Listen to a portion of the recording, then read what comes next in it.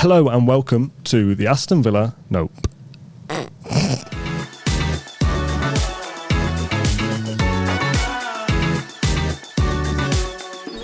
Hello and welcome to the Claret Blue podcast. I'm your host, Dan Rolinson. I'm joined here by John Townley in the office to launch the Claret Blue Aston Villa Hall of Fame. So, this is something that I want to be a recurring series on the channel over the next 2 weeks, 3 months, a year, whatever it is. I want to come back with an episode every so often with you, me and John, Matt Kendrick, Rob Warner, Frankie Maguire, whoever it is can come on and nominate a couple of players to become a part of our Aston Villa Hall of Fame. Now, the way we're going to do this is each episode we're going to nominate 2, 3, 4 players to it, and they will form part of a group of 30 maybe for Hall of Fame. Is there a limit? I don't think there can be a limit, but there needs to be a. Good. There needs to be a reason. There needs to be a reason why you can't. Of course, yeah. This isn't just who's your favourite player. It's they've got to have something about them. Yes. There is a group of 30, 40 players that people instantly go, right, this player have to be in there, and we agree with that. Some players absolutely do have to be in there. This is a podcast, and we need to be able to speak about them. Exactly. So if we say this player, but I've never watched them play, can't really say much more. Let's move on. Yeah. That makes for boring podcasting. So that player will be in there, but we need someone else to draft that player in. So the player I'm thinking of, as my example, is Paul McGrath, right? Yeah. He obviously has to be in an Aston Villa Hall of Fame. We never saw him play. We only know stories of him secondhand, whereas Kendrick has seen him play. He is better suited to talk about members of somebody the 82 team. Yeah, you need Rob Bishop to come on and do an episode, and he could put a player in. And these aren't necessarily the first players to be in there by importance. We're not saying these are the top 4. It's just these are 4 that we're nominating. And 2 each. Yeah, the episode that we do in 6 weeks' time will be another 4, or however we do it. And then eventually, in a year's time, 2 years' time, we will have rank the best players. Well, I was going to say, yeah, we'll put them in some kind of order, possibly, because usually there's a Premier League Hall of Fame, isn't there? The official Premier League. Is there a rank on that? They don't rank them, but they tend to. They're not going to. They tend to be like the most important ones have gone in first, I think. Shall I go first? Yeah. For. Come on, then.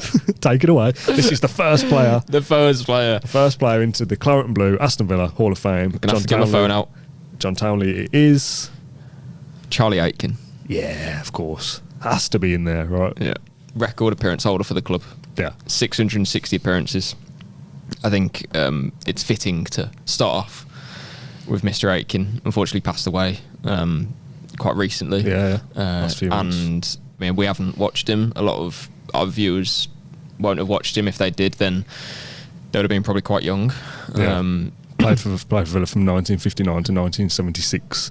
So even if you saw the tail end of his career, that was 50 years ago. Yeah. So you've got to be 60 probably to even remember him, and you'd be a 10-year-old at the time, even at the back end of his career. So to be fair, if there is anyone watching or listening to this who did see Charlie Aitken play, let us know, because we'd rather hear from one of you guys who saw him than us who are just effectively reading off a Wikipedia page. No disrespect to having your phone out, John. I've got an iPad here as well. Yeah. But we've got to, if you're going to talk about someone like Charlie Aitken, you've got to give him the credit he deserves. And the only way to do that is to read bits and pieces. So 3 appearances off the bench in the 660 games that he played. We spoke about this after he passed away. It's hard to comprehend. Yeah, 660 appearances is mental. For 657 of those to be starts is at a time when the pitches weren't great and in injuries and whatever else. To play that many games. Yeah, I can't think. How were you not injured? Or he probably was injured for at least a period of that time. Yeah, because. I mean, obviously, they would have done stretches, running up hills and stuff like that, but in terms of medical science, all that stuff. And what is that, 59 to 76? Is that 17 years? 17 years. So there was 13 right-backs who operated on the opposite flank to Aitken in the 17 years he had at the club. Really? 13. That's crazy. So to put his 660 appearances into context, John McGinn has made just over 200, I think it is now.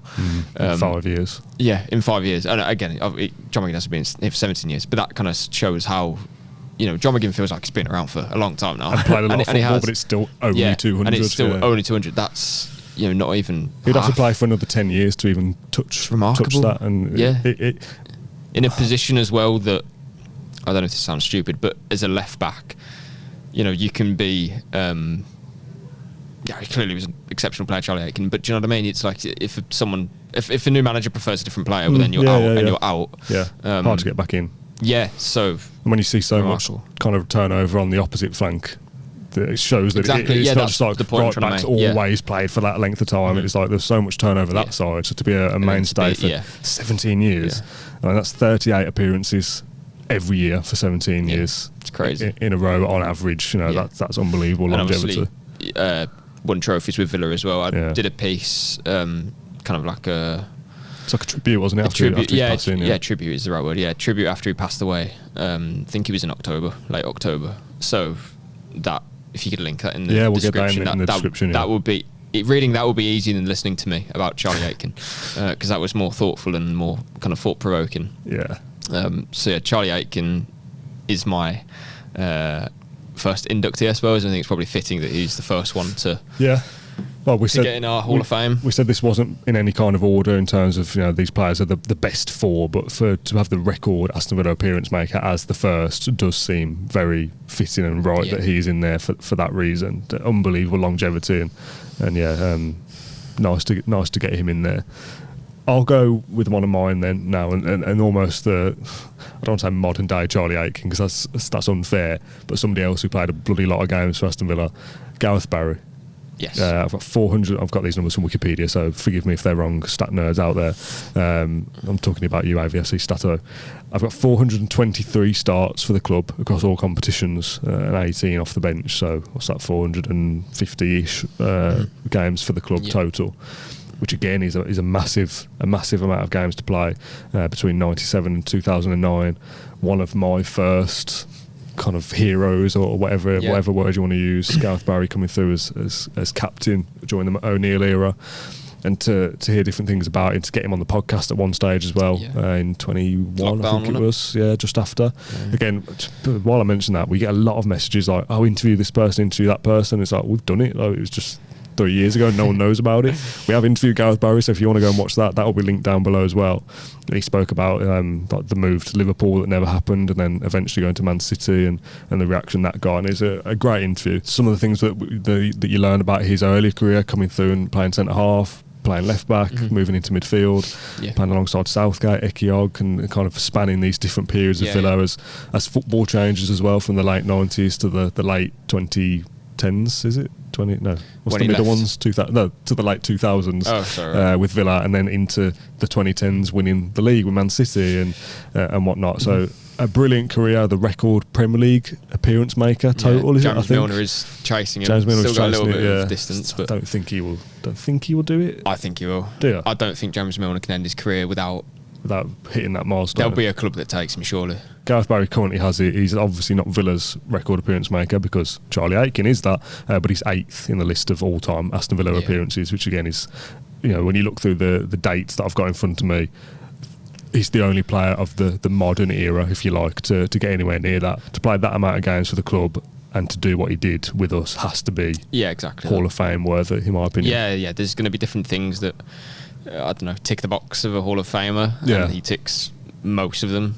A captain during a successful period. Didn't win anything. But you know, again, if you tick all of them, then you're probably number one. So do you want to go with yours next, or shall I go 2 in a row? Go yours, because I've done a lot of talking. Go mine. So my second pick, not nomination, pick, is Jack Grealish. Okay, you winced a little bit when you said that. No, did I? Yeah, you kind of went, Jack Grealish. Why is that? No, I don't. Well, I've picked him as one of my 2 nominees, so there's clearly no. No, I don't know. I think it's just obviously some people are still a bit sour about. Yeah, I think that's fair. But yeah, he's in there for me. The best Villa player I've seen live. Yeah. So it's kind of the headline point. Kind of full stop then, isn't it, really? Yeah, that's 24 years of watching. I wasn't watching Villa until I was 6 or so. He wasn't there either. In your time of watching Villa, in my time of watching Villa, he was the best. He played was the best. And I don't think many will get kind of close to the.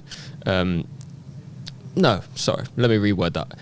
He had a set of attributes that I don't think I'll see, at least for a very long time, in terms of how he glides with the ball, how he can beat a player, his creativity, his just that natural ability. Like he was like, you're born with that. You can work as hard as you like, but you can't glide like Jack can. And that's just the raw attribute that he had from a young age, and developed by different managers. I think Jack had quite a few points in his career where it could have gone differently, should we say. You're thinking, early on, he was kind of thrown into the limelight straight away.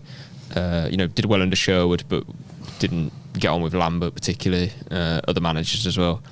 So I think it was right that he had a kind of succession of like Bruce, who took him under his wing well. Obviously Dean Smith as well was probably the main one. So yeah, he had a set of managers who got the best out of him. Would kind of put up with him as well. I think sometimes towards the early stage of his career, when at the end of the day you're dealing with a player who's at that point so young and has the world at his feet. Really, you've got to do your best to get it out of him, and there isn't kind of one set way of doing it. To be a good manager, you have to do different things with different people, and those managers did that. So fair play to them. And yeah, Jack's now become a superstar on and off the pitch, but don't really care about off the pitch. It's on the pitch that matters. And I always think back to that pre-season game against Watford. I think we lost 1-0. Is that when he got injured? Hey, is that when he got injured? Yeah.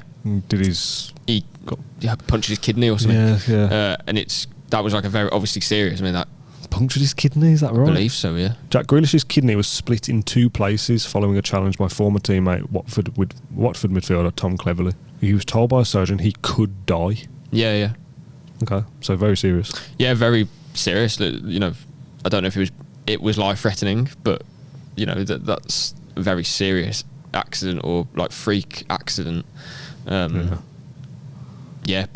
coming back from that, I think he probably put him on course a little bit for the rest of that season, because he came back a different player. He looked different. Yeah. He looked on it, and so there's a few different kind of turning points in Jack's career, I think, early on. But since he had that injury, I suppose, for me anyway, it's just gone one way. I remember the playoff game against Middlesbrough when we were in that black kit. He was just so good in that game, and that's the first time I've properly seen him play that well. And then the following year, obviously could have gone to Spurs, didn't. Lots of different stuff, but ultimately a player who's had a significant impact on the club. Yeah, we wouldn't be back in the Premier League if it wasn't for not massively, at least not as we've the trajectory of the club. Yeah, £100 million as well. Whether people like it or not that he went, £100 million for any football club is huge. Really. Real top player, and local lad as well helps, I think, to be on the list. Yeah, makes it look nicer. Yeah, Jack's definitely there, and certainly worthy of a Hall of Fame. Take away all the kind of however people think about him or whatever as a footballer, because that's what we're basing it off. Yeah, not many are as good as him. Okay, yeah, he's definitely in there for me.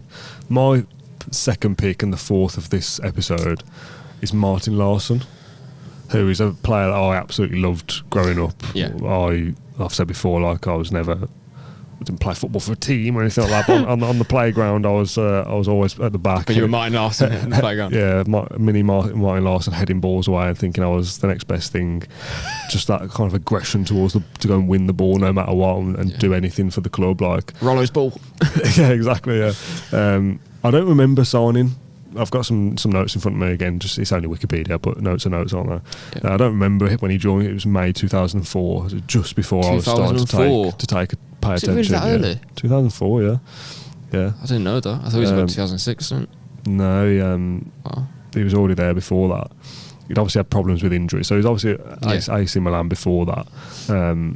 Won silverware with Milan, did not play in the Champions League final, won the Coppa Italia, Champions League and European Super Cup in 2003 and the 2004 Serie A. So very, very successful before coming to Villa. But failed to establish a spot in the team in the long run because of a certain Paolo Maldini and Alessandro Nesta, and then they signed Yapstam. So some great centre backs there. Try scoring against them. He left the club after that. Joined Villa, $3 million. So again, like different parameters for different players to get into this for me. Yeah. A great player for us, great value for money, fan favourite, that kind of thing, all puts him towards a Hall of Fame, in my opinion. You don't have to have won a trophy or anything to be in this, because it'd be bloody slim pickings, wouldn't it, if you could only be a trophy winner.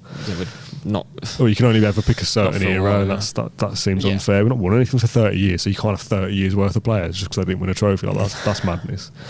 As much as he was very successful at Milan in terms of silverware, his best spell at any club in terms of games played was Villa.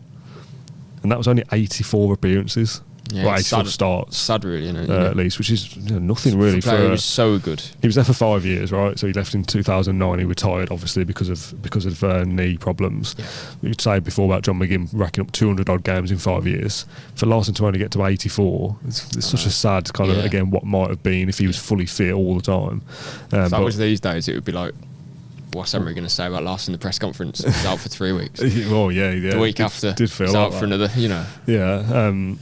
But kind of managed well to even get that out of him with the problems that he had. And when he did play, I thought he was excellent. And there's obviously a little bit of revisionism to that obviously he wasn't excellent every single game he played, but my memory of him is that he was a great player all the time. Scored against Ajax, that famous goal in the game in the Europa League. Was it the Europa League? It wouldn't have been the Europa League then, was it? UEFA Cup, of course, yeah. Captain at one stage. Yeah, he's just a player that every fan can warm to. Yeah. Just from the first game that he would have played, because I presume he would have won a few headers. You know, like no messing about. He's top defender, someone you can rely on all the time. Barring the injuries, granted. But when he's playing, scored goals as well. Just brick a wall. Scored goals. Yeah, because if you put the ball in the air, the guy's gonna win. I don't. He's only scored 8 goals total for us, but I seem to remember having a season where he scored maybe 5 or 6. Yeah, and that would have been a lot more. That should have been 15, 20 really in a 200 plus career for us, if not for injuries. But and that's nearly like what, 1 in 10, nearly. Massive injury problems. April 2009, O'Neill expressed his fears that Larsen's career might be over, which due to injuries, even if treated, would require 10 months of reconvalescence. Martin Laursen, somebody that I love, somebody that plenty of other people would have loved as well. I remember Rob Warner talking about him on an episode we did about how great he was. Also, podcast with him.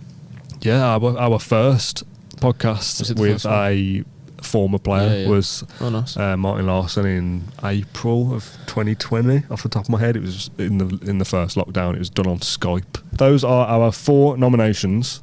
Picks, first 4 inductees, whatever the word is, for the Claret Blue Aston Villa Hall of Fame. We've got Charlie Aitken, Gareth Barry, Jack Grealish and Martin Laursen. Now I'll do some nice graphics and branding and stuff for this episode as well that will hopefully have been on the screen at some point during YouTube. This will be a recurring series. We're not saying that those 4 are the best 4 players to be in this list, but certainly in there with good reason. You can give your suggestions on the Spotify comment section, which is new, and the YouTube comment section, and we can put some of those forward in future episodes as well. For anybody who maybe fast-forwarded the start and is going, where the hell's Paul McGrath and Dennis Mortimer, etc., those players will undoubtedly be in this list, but it's not our place to talk about them. We can only pick 2.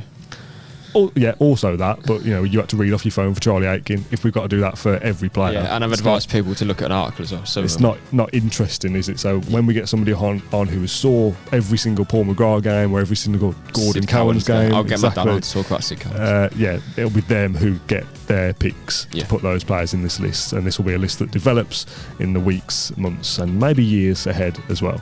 John, thanks for your time and your suggestions as always. Thank you for watching or listening to this podcast. Get involved in the comments with your thoughts, and we'll see you on the next one.